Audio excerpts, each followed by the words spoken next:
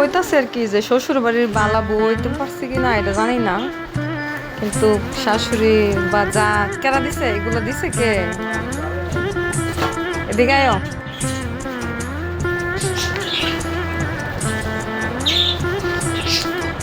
পোশাক কে দিস কোন ভাবে দিছে? শরুফা ভাবে পোশাক দিছে। তো ছোট যা দিছে চাল কুমড়া, এটা কে দিছে অর্ধেকটা?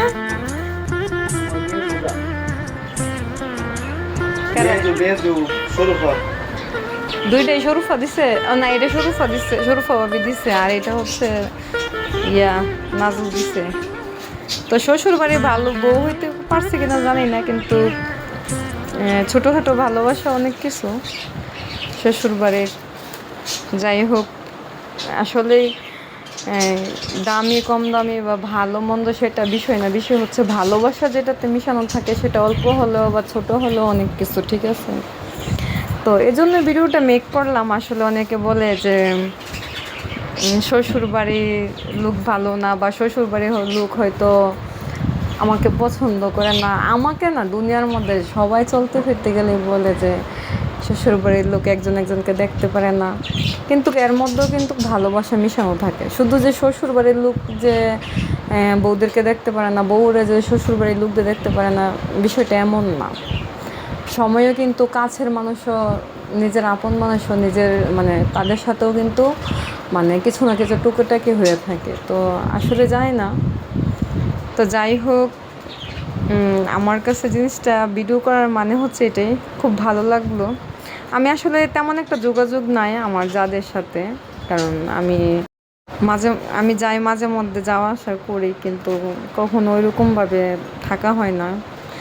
তো যাই হোক, আর বিশেষ করে এগুলো হচ্ছে খুবই ইউনিক, যেহেতু গাছের মানে নিজের বাড়ির, এগুলো কোনো ফরমালিন মুক্ত। আমার ফেভারিট বলতে কোনো কিছু না, তারপরও ভালো লাগছে। রান্না করব, হাজব্যান্ড খাবে। আর একটা বিষয় কি, এমন না যে আমরা বাজার করে খাই না বা কেউ বাজার করে খায় না, সবাই কিন্তু এই ছোটোখাটো ভালোবাসাগুলো আসলে অনেক সময় অনেক কিছু মানে মনে করিয়ে দেয় আর কি। তো আর আমাকে তো অনেকে অনেক কিছু বলতে দ্বিধাবোধ করেই না।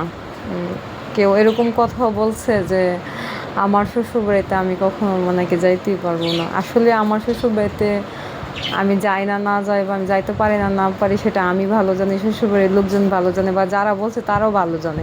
কিন্তু আমাকে যারা মিন করে বলছে, মানে খুঁজতে গেলে দেখা যাবে যে তাদের শ্বশুরবাড়ির লোক তাদেরকে তেমন একটা পছন্দ করে না।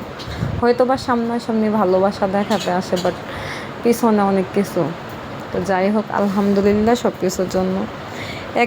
একটা দিক দিয়েই সমস্যা আছে যে অসুস্থ, আল্লাহ যাতে অসুস্থতা থেকে সবাইকে হেফাজত রাখে, এটাই সবার জন্য দোয়া করি।